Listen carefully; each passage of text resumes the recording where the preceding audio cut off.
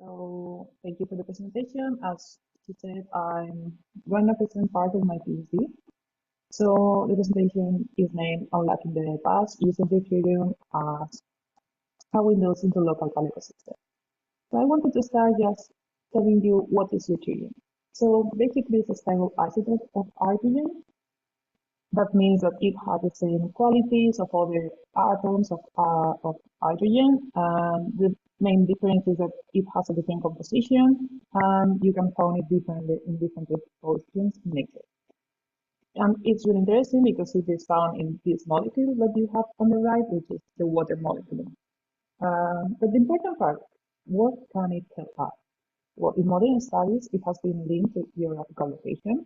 So it's really interesting to use it to study, for example, migration, especially in birds, because it varies locally. So the amounts of deuterium that you can find really varies locally or around the globe. It has been also linked to the trophic level. So in the food web ecology, the lower levels of herbivores and plants usually have less amount of this isotope, and the higher ones, so carnivores or omnivores, accumulated more. And because it is present in water, it is really linked to agricultural cycles. So we can, in principle, study climate and precipitation, especially with it. But the important part for this conference is, can we use it to study the past? Well, there are not many studies on this because it's a new line of research. But if you think about what you can find in archaeological sites, you will think about especially two things, teeth and bones. Within this, you can study enamel in this and collagen in both. In this enamel, it has been shown to be linked to diet, especially with weaning processes or stop of breastfeeding processes, especially in humans, and also it has been linked to biological risk. So it should be linked to how the metabolism for older animals work. So it's related to if they had higher or slower metabolism. Here in bone collagen, it has been linked to climate stability. So it can be a study for seeing how the climate works around a long period. And it has been also shown that it reflects the diet approach that I told you before about herbivores having less deuterium than carnivores.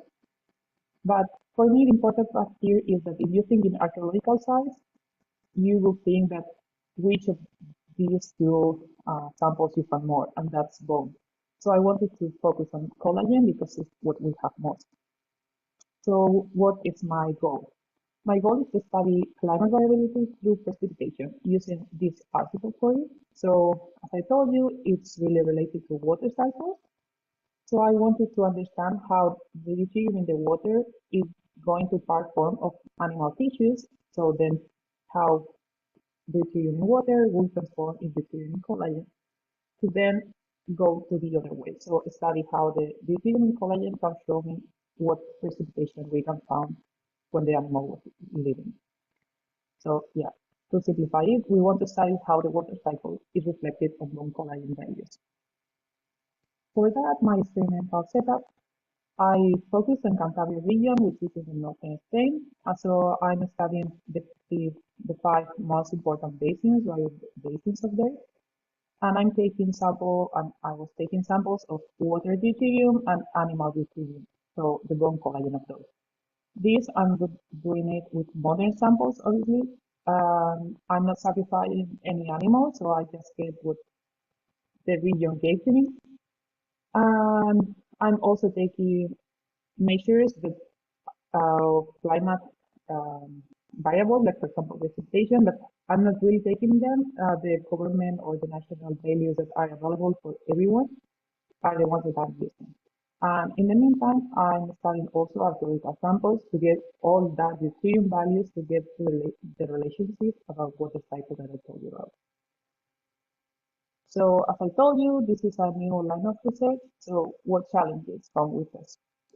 Start or exploit a new line? Well, the first of all is the availability of modern and archaeological remains, because it's interesting for me that usually archaeological remains are the ones that are difficult to find, but for me it's the other way around, because again, I'm not sacrificing any animal, so luckily or not luckily, not that many animals are given to me, so I don't have all the information that I would love to do that. to do like a really huge stable analysis. Also, the availability of climatological information. As I told you, I'm looking for information that is reliable and is easy to use for everyone. So that is working, but also because how things work, sometimes there are years without information or months without information. So I'm working on how to solve that. And also the main problem of starting new research is that usually what we think about doing is to try to simplify things to, like for example here I'm trying to simplify how water cycle works. So sometimes this is a bit complex because you overdo it or just don't do it at all. So yeah, it's a lot of work. But nevertheless, I told you that I'm also working with fossil remains, and I do a case study about this state here, Las Caldas, which is near Oviedo, so also in the northern part of the state. And I choose this case because it has been really studied. So we have a really good chronology that it's carbon dated, especially from the middle solution to the middle Magdalena. So we have a chronology from 26,000 years ago to around 14,000 years ago. And it has been studied especially for the nitrogen values, which it can give us information about environmental relationships. So for example, if nitrogen values are higher, that will mean that the environment was more arid because plants tend to recycle the nitrogen that is available for them. And within the study that I'm telling you about, they show that in the middle Solution, the conditions were supposed to be wetter, and they tend to go to moderate or dry during Magdalena. So we have that starting point. So here I show you what I found with the nitrogen that I have and the deuterium that I analyzed. Here you can see that in the solution, the nitrogen were kind of low, especially in the upper solution.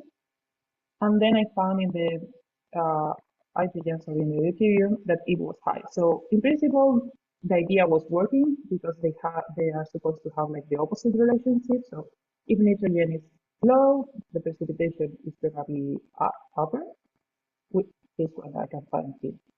The problem here is that if you take all the samples into account, the relationships are there, are significant, so it's supposed to be working, but you cannot really visualize it. So I felt like, okay, maybe it will be specified. And yes, it is. So here I differentiated between three different animals. And as you can see, the relationships are more pronounced. Especially if you look at the horses ones and the Epistherus, you will see that during the solution period, precipitation was higher, both show in nitrogen and deuterium, and then in the Magdalenian, it goes down. So in principle, this study is kind of working, or not kind, because it is statistically significant.